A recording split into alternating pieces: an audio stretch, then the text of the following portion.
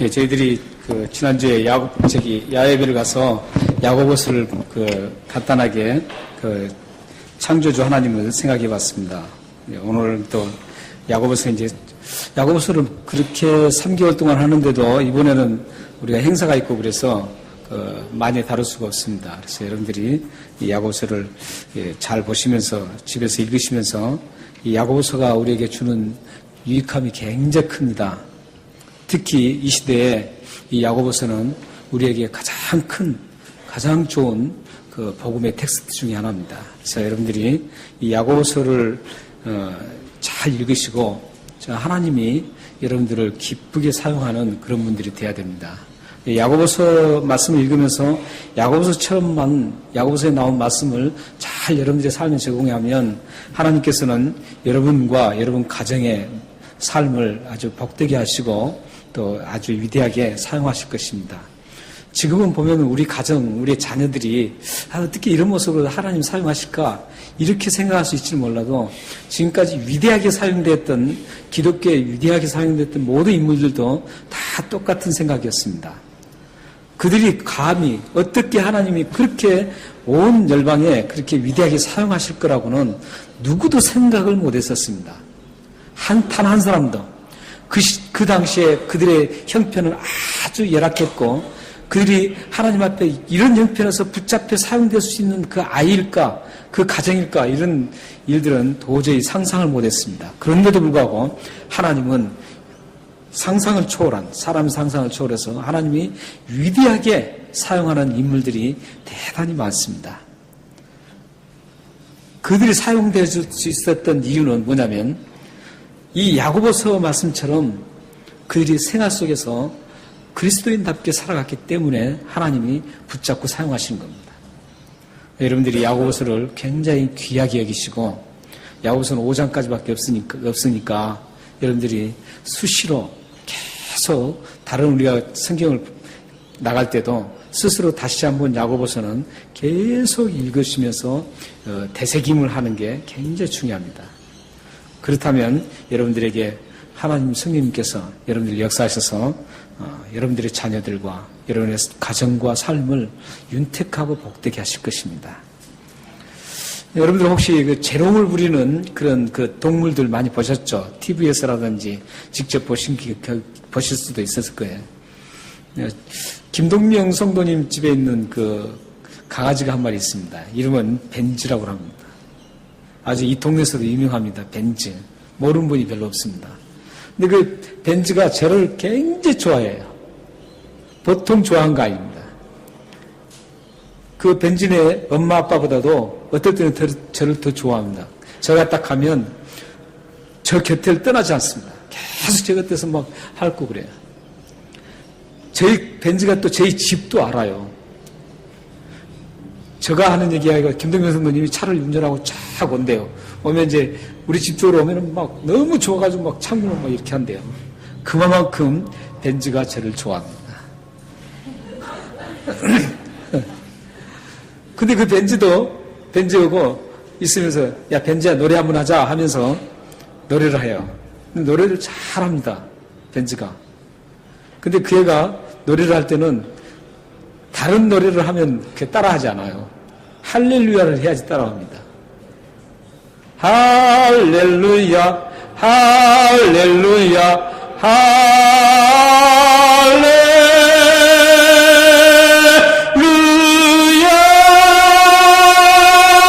막 이렇게 하면요, 막 그가 우우우 하면서 막 지금 굉장히 아프거든요. 아픈데 그럼에도 불구하고 막 힘든데도 막 고개를 쳐들고 막 노래를 같이 합니다. 할렐루야만 하면 되지. 그렇게 재롱을 잘 부려요. 근데 그뿐만 아니라 공격 그러잖아요. 그럼 막 사람 이끌었고 뭐 공격 그러면요 무조건 막 짖으면서 막 어디로 막 갑니다. 이렇게. 그리고 앉아 그러면 앉고 이래서야 이리와 그러면 이러고 참 말 잘 들어요. 이렇게 강아지뿐만 아니라요. TV 같은 데 보면 구간조 새 같은 경우도 막 이렇게 조그만 자전거를 장난감 자전거 같은 거 막 타고 다니죠. 그리고 말도 해요. 그 구간조에 말하는 거에 대해서 그 재밌는 얘기들이 많이 있죠. 유머들이. 말을 잘 가르쳐야 잘못 가르쳐가지고 뭐 욕을 하고 말이죠. 이런 경우도 있죠. 참 그 신기해요. 그런 거 보면. 재롱 부리는 거. 뿐만 아니라 물속에 있는 생물들도 그래요. 물속에 있는 생물도 돌고래라든지 물개 같은 거 보세요. 공 던지면 말이죠. 공을 얼마나 잘 받아요. 그리고 그거 가지고 막 묘기를 부리죠. 이렇게 날아다니는 새들도, 이 동물들도, 또 호랑이 같은 경우도 그러죠. 호랑이 그 맹수. 그 맹수인데도 불구하고 사자, 이런 맹수들도 서커스 다니면서 보면은 길을 잘 들여놨어요. 뭐 이렇게 크게 그 불을 붙여놓고 통과라고 그러면 전 빼갖고 가죠. 이렇게 동물들이라든지 날아다니는 새들, 바닷속에 있는 그 생물들이 그렇게 될 수 있었던 이유가 뭘까요? 길들여졌기 때문에 그래요. 뭘 잘한다고 하면서 맛있는 걸 하나 딱 주면은 그걸 더 잘해요. 그리고 그걸 먹기 위해서 또 그걸 합니다. 그게 계속적으로 반복해서 길들여지니까 다음에는 안 줘도 하라 그러면 하는 겁니다. 이 길들여지기 때문에 그런 생물들이, 동물들이 그렇게 할 수가 있습니다. 오늘 우리가 본 말씀에도 이 동물들과 생물들과 새들, 이런 부분들이 길들여질 수 있다라고 말하고 있습니다. 그런데 길들여질 수 없는 게 하나 있다 그래요. 오늘 본문 한번 볼까요? 오늘 본문 말씀에 보면 5절 말씀 그리고 7절 말씀을 한번 보시기 바랍니다. 7절 말씀에 보면 여러 종류의 짐승과 새와 벌레와 바다의 생물은 다 사람이 길들일 수 있고 그들이 길들여 왔거니와 혀는 능히 길들일 사람이 없나니 이렇게 되어 있습니다. 다른 건 다 길들일 수 있대요. 그런데 혀는 길들일 수가 없다는 거예요. 혀가. 여러분들 혀 다 가지고 계시죠? 혀 없으신 분은 없으시죠? 여러분들 그 혀가 다른 건 다 길들일 수 있는데 그 혀는 길들일 수 없다는 겁니다. 여러분이 지금 가지고 있는 이 혀는 길들일 수 없대요. 참 이렇게 혀는 길들일 수 없는데 이 혀를 잘 보면은 혀가 사실 굉장히 작잖아요. 혀를 갖다가 얘기할 때 뭐라 그러니까? 새치혀라 그러죠. 새치혀. 새치라고 그러면 뭐 여기 뭐 흰머리라도 새치라고 알고 막 그러는데 그런 새치가 아니라 한치, 두치, 새치. 혀가 새치밖에 안 되는가 봐요. 혀가 새치인데 한치는 약 3.3cm라 그래요. 3.3cm. 그러니까 새치니까 9.9cm, 약 10cm죠. 사람들의 그 평균 이 혀의 길이는 약 9cm라고 합니다. 어떤 분들은 더 이제 사람마다 다르겠죠. 어떤 분은 더 큰 혀를 가지신 분들 있고, 어떤 분들은 묘기 된지 보면 여기 보면 혀가 막 이렇게 나와서 막 여기까지 가고 막 그러는 굉장히 크죠, 그분들은. 그런데 평균적으로 사람들의 혀는 보통 9cm 정도 된다고 합니다. 그렇기 때문에 그 손가락이 긴 분들, 저는 손가락이 짧아요. 아주 짧아요. 짧은데 손가락이 긴 분들은 그 손가락 긴 거 하나 정도가 혀의 길이입니다. 이 혀를 신체 전체를 놓고 한번 딱 생각해 보세요. 신체 전체를 놓고 딱 생각하면 이 손가락 하나 정도의 길이 혀 너무나 작잖아요. 굉장히 작아요. 신체의 전체를 보면 굉장히 작습니다. 그런데 작다고 무시하면 큰일 납니다. 신체 중에 이 다리 같은 거 얼마나 커요? 손도 크고. 그런데 이 혀가 작다고 해서 무시하면 아주 큰일 납니다. 왜냐하면 이 혀는 다른 모든 신체보다도 가장 대단한 위력을 가지고 있기 때문입니다. 엄청난 위력을 이 혀가 가지고 있습니다. 그래서 작다고 무시하면 안 됩니다. 저가 작잖아요. 저는 무시해도 돼요. 작으니까 무시해도 됩니다. 혀는, 여러분들이 가지고 있는 혀는 여러분 신체 중에 작다고 해서 혀 별건 아니다 이렇게 무시해서는 안 됩니다. 왜냐하면 이 혀를 통해서 말이 생성됩니다. 이 혀를 통해서 말이 생성되고 이 생성된 말이 밖으로 튀어나오게 됩니다. 그래서 그 말이 튀어나온 말 그 자체는 엄청난 위력을 가집니다. 좋은 말이 튀어나왔을 때는 아무리 힘든 사람도 그 좋은 말 때문에 위로를 받고 용기를 얻고 다시 일어설 수 있는 그런 대단한 위력적인 그런 도구로 사용되지만 만약 한 사람을 죽이는 말을 했을 때 그 죽이는 말을 했을 때 그 사람은 잘 있다가도 죽습니다. 그렇기 때문에 혀가 대단한 위력이 있다는 겁니다. 엄청난 위력이 있습니다. 부부생활에도 여러분들 잘 아시고 아이들 자녀 관계도 그렇고 가정생활에도 이 말 하나 혀에서 움직이는 그 말 한마디가 얼마나 큰 위력을 보이는지를 모릅니다. 그래서 작다고 함부로 무시해서는 안 될 게 혀입니다. 야고보는 이렇게 혀의 위력이 얼마나 대단한지에 대해서 논리적으로 하나하나 지금 증명해 나가고 있습니다. 5절을 한번 보세요. 5절은 작은 혀의 위력이 대단하다고 말하고 있습니다. 5절 이와 같이 혀도 작은 지체로 돼 큰 것을 자랑하도다. 이 혀가 대단히 위력적이라는 것을 지금 얘기하는 말씀입니다. 근데 이와 같이라는 말을 보면은 위에 있던 그 말과 연결된다는 것이죠. 위에는 어떤 말이 있냐면 말이 있어요. 타는 말이 있어요.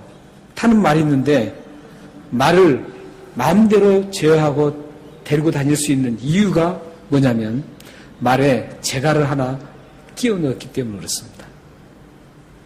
말의 입에다가 재갈을 하나 넣었기 때문에 그 재갈을 때문에 끌면 끌려다닙니다. 그 재갈은 이제 어떤 역할을 하냐면 길들인 역할을 합니다. 처음에는 잘 재갈을 끼워서 강제로 해요. 재갈을 안 끼면은 그냥 해서 하면은 말이 자기 힘이 너무 세기 때문에 막 튀어나갑니다. 그렇지만 재갈을 끼면은 꼼짝 못하고 따라옵니다. 그래서 그 재갈이 끓는 대로 따라옵니다. 그러다가 이게 길들여지면 재갈을 빼버립니다. 재갈을 빼도 이제 그게 길들여져서 가산대로 갑니다. 이게 재갈이에요. 그러니까 지금 성경에는 저 1절, 2절 그쪽에 보면 우리 혀에 재갈을 먹이라 그러는 거예요. 혀를 길을 잘 들이라는 겁니다. 그러니까 말이 힘이 세지만 그 말이 마음대로 자기 마음대로 갈 수 없도록 이 재갈이 제어를 해준 것처럼 혀가 그런 역할을 할 수 있다는 겁니다. 작은 혀가 그 큰 말에 작은 이 재갈 하나가 말을 조종하는 것처럼 또 그 뒤에 또 나오는 얘기가 또 하나 있죠. 배 얘기입니다. 배. 타고 다니는 배 얘기입니다. 엄청난 아무리 큰 배도 그 목적지를 항해하기 위해서 가는 그 배가 그 목적지에 정확하게 가기 위해서는 뭘로 움직이냐면 그 키로 움직인다는 겁니다. 키. 배의 그 전체 엄청난 그 배의 규모에 비해서 키는 아주 작습니다. 뒤에 조그맣게 붙어 있습니다. 그런데 그 키에 의해서 방향으로 계속 틀고 갑니다. 키가 잘못되면은 사고가 납니다. 우리는 요즘에 그 큰 슬픔을 당했죠. 바로 그 키의 문제입니다. 키를 잘해서 좀 바른 방향으로 갔어야 되는데 키를 잘못했기 때문에 이게 돌린다는 것은 키를 조종한다는 거죠. 그래서 이 거대한 큰 배도 이 조그만 키 하나에 의해서 배가 방향으로 다른 목적지를 가게 됩니다. 지금 야고보 선지자는 사도는 이 두 가지 작은 재갈과 작은 키를 가지고 우리 혀에 비교로 하고 있습니다. 우리 몸의 작은 혀에 비교로 하고 있습니다. 우리 몸에 있는 작은 이 혀가 우리의 모든 인생 방향을 결정한다는 것. 우리의 모든 생각을 결정하게 만드는 게 이 혀라는 겁니다. 그래서 지금 야고보서는 이 혀의 파괴력이 대단하다고 이제 계속해서 얘기하고 있습니다. 5, 6절에서는 이 작은 혀가 바르게 사용되지 않았을 때 일어나는 그 파괴력을 말씀하고 있습니다. 거기 보면은 작은 불씨 하나가 숲에 있는 모든 나무를 다 태워버립니다. 숲을 이렇게 불씨 파여 나면은 한꺼번에 막 불씨 파여 난 게 아니잖아요. 호주가 참 불씨 파여가 많이 납니다. 나는데 그 모든 불씨 파여는 어떤 조그만 아이가 장난 삼아서 불 하나 던진 게 그게 그런 엄청난 그 불씨 파여로 번집니다. 모든 불은 처음부터 큰 게 떨어져서 일어난 게 아니죠. 작은 불씨 하나가 어마어마한 것을 다 태워버립니다. 그게 혀의 파괴력에 비교하고 있습니다. 혀의 파괴력이 그렇다는 거예요. 혀가 작지만 그 혀에 잘못 한번 그 혀를 움직이면 어마어마한 파괴력이 일어난다는 겁니다. 그 파괴력이 두 가지로 나타나고 있습니다. 6절 한번 같이 읽겠습니다. 자, 같이 읽겠습니다. 시작. 이와 같이 혀는 죄송합니다. 시작. 혀는 곧 불이요 불의의 세계라. 혀는 우리 지체 중에서 온몸을 더럽히고 삶의 수레바퀴를 불사르나니 그 사르는 것이 지옥불에서 나느니라. 두 가지로 지금 혀의 파괴력이 두 가지로 나타나고 있습니다. 첫째, 혀의 파괴력이 뭐냐면 몸을 더럽힌다라고 합니다. 지체 중에 온몸을 더럽힌다. 여기 지체 중에 온몸을 더럽힌다는 이 말은 우리가 좀 잘 생각해 봐야 맞습니다. 지체 중에 온몸을 더럽힌다는 이 말씀, 이 성경적인 그 말씀의 그 표현은 무엇을 의미하냐면 대부분 교회를 상징할 때 얘기합니다. 여러분들은 이 야고보서를 읽을 때 꼭 기억하셔야 될 게 있다 그랬죠? 뭡니까? 누구에게 이 야고보서 썼냐 이거죠. 누가 들으라고 이 야고보서를 썼느냐는 거죠. 누가 들으라는 겁니까? 예수 믿는 우리를 들으라는 겁니다. 밖에 있는 사람, 예수 믿지 않는 사람은 관계없다라는 거예요. 지금 야고보 사도는 예수 믿는 우리에게 이 말씀을 하고 있는 거예요. 그런데 지금 오늘 이 6절에 나오는 지체 중에서 온몸을 더럽힌다 이 말은 우리 교회의 한 지체가 만약에 이 작은 혀를 잘못 움직였을 때 교회 전체가 더럽혀진다는 그런 의미입니다. 그렇기 때문에 우리 교회라는 그 의미는 한 사람이 나는 관계없다 그런 의미 아니에요. 한 사람 한 사람이 모두가 이 교회에 소중하게 다루어져야 될 그런 부분이라는 겁니다. 우리 모두가 혀를 잘 움직여야 된다는 겁니다. 이 교회라는 그 자체가 그렇습니다. 항상 제가 교회라는 그 개념을 여러분 꼭 가지고 계셔야 돼요. 교회란 이 보이는 건물이 교회가 아니라 그랬죠. 예수를 믿는 사람들이 모인 그것이 교회라는 겁니다. 이걸 꼭 기억하고 계셔야 돼요. 예수 믿는 여러분 모두가 한 사람 한 사람 연결돼서 모두 연결된 그 자체가 교회라는 거예요. 그러니까 전 세계 모든 사람이 교회예요. 예수 믿는 사람은 아프리카인들도, 미국 사람도, 소련 사람도, 러시아, 차이나, 우리 모두가 예수 믿는 사람들은 다 그 안에 교회로 있습니다. 교회예요. 그렇기 때문에 만약에 내 한 사람이 작은 혀를 잘못 움직였을 때 그 많은 교회들에게 더럽힘이 된다는 겁니다. 얼마나 무서운 얘기입니까? 굉장히 무서운 얘기죠. 대단한 말씀입니다. 이 야고보서가 보통 말씀이 아니에요. 그냥 읽어 내려가면서 그런 말씀이 아니라고요. 엄청난 말씀입니다. 그래서 고린도전서 12장 27절에는 이렇게 말씀합니다. 한 지체가 고통을 받으면 모든 지체도 함께 고통을 받고, 한 지체가 영광을 받으면 모든 지체가 함께 영광을 받는다. 이렇게 말합니다. 교회가 그런 구조로 되어 있습니다. 우리는 다 연결되어 있어요. 그래서 고린도전서 12장이라든지 로마서 12장에 보면 교회를 뭘로 표현하고 있어요? 머리는 그리스도 되시고, 우리 모든 지체는 우리라고 얘기하고 있습니다. 지체는 우리라고 얘기하고 있어요. 머리는 예수님이시고 지체는 우리라고 얘기하고 있습니다. 그렇기 때문에 이 한 지체가 손가락 하나가 아프면 이 손가락만 아픈 게 아니잖아요. 다 아파요. 다 통증을 느껴요. 고통을 받으면 다 같이 고통을 받는 거예요. 그러니까 혀를 잘못 움직였을 때 그 더럽힘이 한 사람만이 더럽힌 자기 자신만 더럽혀지는 게 아니라는 거예요. 온 몸이 다 더럽혀진다는 거예요. 전 세계에 있는 모든 그리스도의 몸이 더럽혀진다는 거예요. 이 혀가 얼마나 엄청난 역할을 합니까? 대단하죠. 만약 여러분들이 정말 나는 예수 믿는 사람이다, 나는 죽으면 정말 천국 갈 수 있는 사람이다, 그 사람은 분명히 여기 지체에 붙어있는 사람입니다. 그냥 왔다 갔다 교회 다니는 게 그런 게 아니라 그런 사람을 얘기하는 게 아니에요. 정말 예수님 믿는 사람을 얘기하는 겁니다. 지금. 여러분들은 아직 예수를 안 믿었다면 진짜 예수를 믿어야 돼요.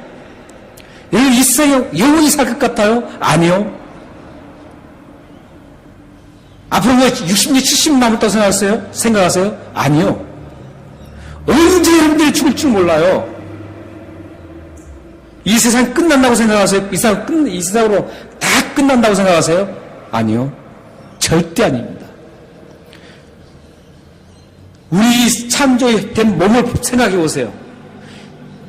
이렇게 정확하게 얼마나 정밀하게 과학자들도 한 사람도 세포 하나도 못 만들 정도로 그렇게 엄청나게 만들었어요.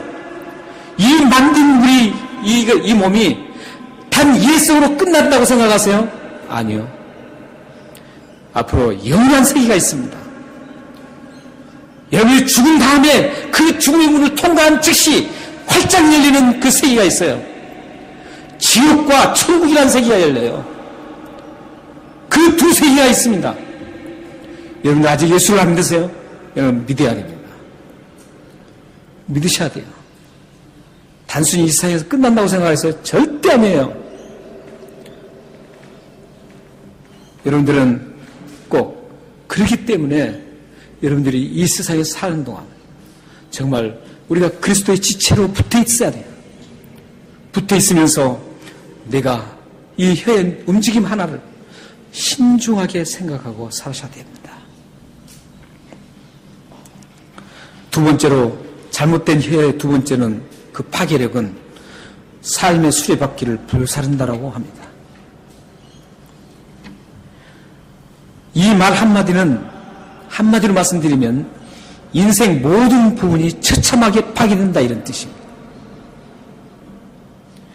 길들여지지 않는 잘못한 혀는 이렇게 무서운 파괴력을 가지고 있습니다.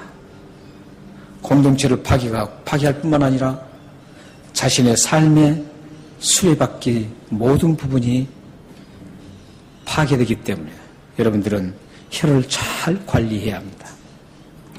그런데 문제가 하나 있습니다. 아까 우리가 보았듯이 7절, 8절에 보면 동물들과 물속에 사는 생물들과 날아다니는 새들, 이 작은 혀, 사람의 혀는 길들여질 수 없다라고 말씀하고 있습니다. 이게 문제입니다. 그런데 우리는 이 길들여질 수 없다는 말에 대해서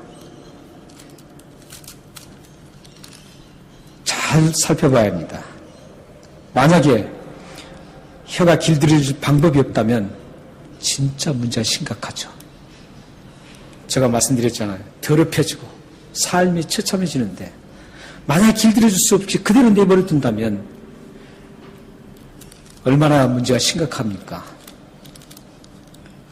만약 혀를 길들일 방법이 없다면 혀의 파괴력으로 인해서 교회가 처참하게 파괴될 가능성이 많고 세상이 온통 불의와 불법이 판을 쳐서 선하게 살려고 하는 사람이 도저히 살아갈 수 없는 세상이 됩니다. 만약 혀를 제어할 수 있는 방법이 없다면 상처로 인해서 모든 인간관계가 끊어질 것이고 남을 헐뜯고 흉을 보며 비꼬는 말들이 우리 삶을 지배하게 될 것입니다. 거짓과 질투와 상처가 난무해서 몹쓸 세상이 되고 말 것입니다. 그렇기 때문에 이 7절, 8절 말씀처럼 이 길들여질 수 없다면 굉장히 심각해요. 우리 8절 한번 볼까요? 혀는 능히 길들일 사람이 없나니 쉬지 아니나 알게여 죽이는 독이 가득한 것이라. 길들일 수 없다고 했습니다. 그런데 우리는 잘 보아야 돼요. 누가 길들일 수 없다고 했어요? 8절 보세요. 누가 길들일 수 없다고 했어요? 예? 예, 사람이 길들일 수 없다는 거예요. 이걸 잘 보셔야 돼요. 사람이 길들일 수가 없어요. 우리 혀를. 우리 사람끼리 아무리 그러지 말라. 왜 그렇게 하냐 해도 안 돼요. 길들여지지 않기 때문에 왜 당신은 왜 이렇게 좋은 말 좀 하고 살지 나쁜 말만 하고 사느냐 이렇게 아무리 권면해줘도 안 됩니다. 왜냐고요? 사람은 길들일 수 없기 때문입니다. 혀는 사람에 의해서 길들여지지 않습니다. 그렇다면 누구에 의해서 길들여질 수 있을까요? 오직 하나님밖에 없습니다. 지금 8절에서 야고보 사도가 말한 이 말씀은 사람은 할 수 없다. 오직 하나님만이 이 혀를 길들일 수 있다라고 지금 얘기하고 싶은 거예요. 하나님만이 우리를 길들일 수 있습니다. 여러분이 만약에 지금 혀가 잘못 많이 움직이고 있다면 여러분 자신의 다짐도 안 돼요. 다른 사람은 권면도 길들여질 수 없어요. 안 됩니다. 오직 하나님만이 할 수 있습니다. 그렇다면 하나님이 어떻게 이 잘못된 혀를 길들여서 아름답고 좋은 혀로 축복의 혀로 길들여질 수 있을까요? 그 방법이 있습니다. 우리 먼저 성경을 두 곳을 보고 우리가 그것을 한번 보겠습니다. 먼저 시편 51편 10절에서 11절입니다. 띄어져 있습니다. 시편 이 부분은 뒤에까지 쭉 여러분들이 읽으시면 좋습니다. 그 뒤에 보면 혀의 얘기 나오고 입 얘기가 다 나옵니다. 10절부터 한번 읽어보겠습니다. 10절 11절 자 시작. 하나님이여 내 속에 정한 마음을 창조하시고 내 안에 정직한 영을 새롭게 하소서. 나를 주 앞에서 쫓아내지 마시며 주의 성령을 내게서 거두지 마소서. 10절 한번 보여주십시오. 하나님이여 내 속에 10절입니다. 예, 속에 정한 마음을 창조하시고 내 안에 정직한 영을 새롭게 하소서. 누가 하신다고 해서 이렇게? 하나님이에요. 하나님만이 내 속에 정한 마음을 창조하실 수 있는 분이에요. 그리고 내 안에 정직한 영을 새롭게 만들 수 있는 분이 하나님이라고요. 하나님밖에 없어요. 그래서 하나님 앞에 여러분들이 기도할 필요가 있어요. 기도 뭐 주십시오. 이런 기도보다도 하나님 나에게 정직한 영을 새롭게 해주십시오. 이렇게 기도해야 되는 거예요. 나에게 이렇게 정한 마음을 만들어 주십시오. 그렇게 기도해야 된다. 왜냐하면 이 마음이 정리되지 않으면 혀에서 좋은 말이 절대 안 나옵니다.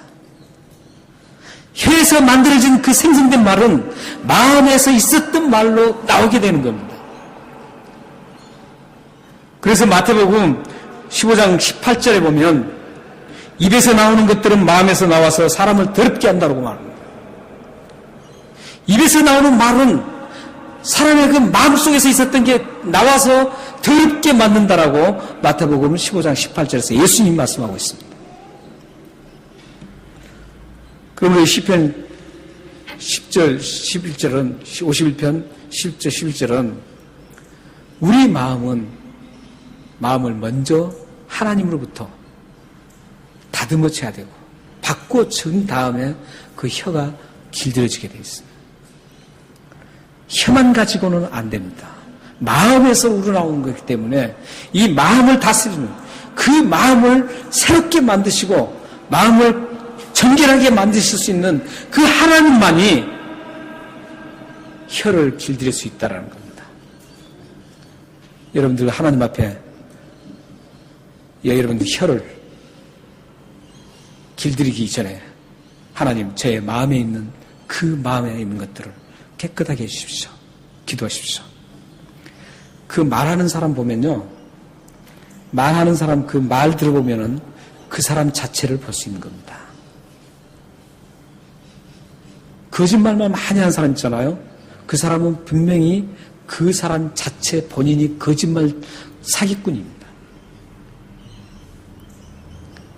남을 비평을 많이 하는 사람 있잖아요. 그 사람은 그 자체가 비평하는 사람이에요.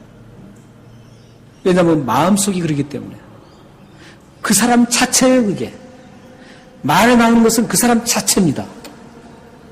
그 사람이 좋은 말만 하는 사람, 선한 말을 하는 사람은 그 사람은 분명히 선한 사람입니다.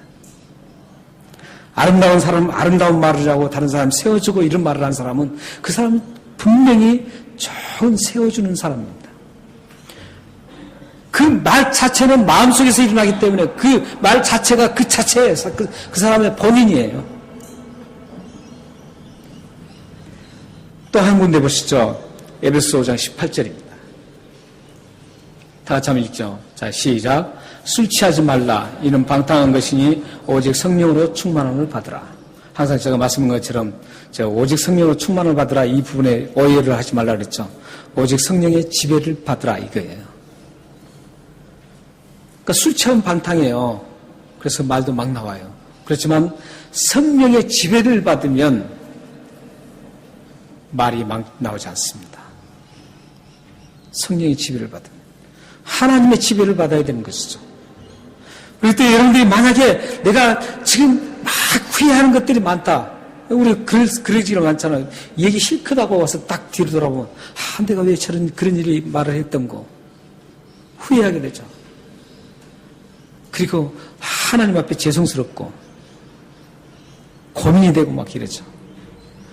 그렇게 하신 그런 마음이 든 그런 것들이 자주 있다면 여러분들이 기도하세요. 하나님, 제가 성령의 지배를 받게 해주십시오. 저 마음이 성령의 지배를 받아서 그런 잘못된 마음이 사라지게 하시고 그럼으로 해서 내 말에 내 튀어나오는 말이 정말 사람을 좋게 살리는 그런 말을 하게 해주십시오. 이렇게 하나님 앞에 기도하시기 바랍니다. 마음의 변함이 없이는 혀에서 좋은 말이 나올 수가 없습니다. 입술로 나온 말은 곧 그 사람의 인격이고 그 사람 본인의 자체입니다. 여러분의 마음이 창조주 하나님의 손에 의해서 다듬어지기를 소원합니다. 여러분의 마음이 성령의 지배를 받아서 아름답게 재창조되기를 바랍니다. 그래서 여러분의 혀가 재갈을 먹여서 길이 잘 들어서 좋은 길이 들어서 하나님의 영광을 드러내기를 바랍니다. 길들여지지 못한 혀가 어떻게 쓰이는지 9절 10절에서 설명하고 있습니다. 9절 10절 한번 읽어드리겠습니다. 길들여지지 않는 혀가 쓰이는 건 이렇게 쓰입니다. 이것으로 우리가 주 아버지를 찬송하고 또 이것으로 하나님의 형상대로 지음받은 사람을 저주하나니 한 입에서 찬송과 저주가 나오는도다. 내 형제들아 이것이 마땅하지 아니하니라. 길들여지지 않는 성령님에 의해서 하나님에 의해서 마음이 정화되고 밖으로 혀가 길들여지지 않는 말을 많이 하는 사람들은 바로 이런 형상이 일어납니다. 꼭 두 가지. 찬송하고 하나님 막 하고 또 저주도 하고 이렇습니다. 두 입에서 얘기해요. 그 뒤에는 이제 샘물 얘기가 나오는데 그까지는 다 다루지 못하잖아요. 그냥 뒤에서 읽으시기 바랍니다. 한 샘에서 똑같은 물이 나오지 쓴물, 단물이 같이 나올 수가 없다는 거죠. 그런 것처럼 우리 입에서 우리가 정말 하나님의 사람이라면 실수는 할 수 있어요. 제가 항상 말씀드리지만 실수는 할 수 있어요. 그렇지만 그 실수가 잦았다면 문제가 되는 거예요. 실수는 할 수 있지만 우리 마음, 우리는 이 근본적인 것에서는 하나님을 찬송하고 또 사람을 저주하고 이런 두 가지를 병행할 수가 없다라는 겁니다. 사랑하는 여러분, 하나님이 여러분의 혀를 만드신 이유가 있습니다. 하나님이 혀를 만드신 목적이 있습니다. 왜 우리의 혀를 만드셨을까요? 하나님이 혀를 만드신 목적은 우리 혀를 통해서 힘없이 쓰러져가는 형제자매를 일으켜 세우는 용기와 도전을 주는 좋은 말 하라고 세운 것입니다. 우리 혀를 만드신 이유는 아픈 상처를 싸매주고 쓰러진 영혼을 일으켜 세워서 그 영혼이 하나님 앞에 다가올 수 있도록 하기 위해서입니다. 여러분의 혀가 성령님의 지배권으로 들어가서 아름답게 길들여지기를 소망합니다. 여러분의 혀가 하나님의 손에 의해서 선하고 아름답게 다듬어져서 여러분의 삶과 여러분의 가정과 자녀들이 하나님 앞에 위대하게 쓰임받는 그런 복된 생애가 되기를 바랍니다. 기도하겠습니다.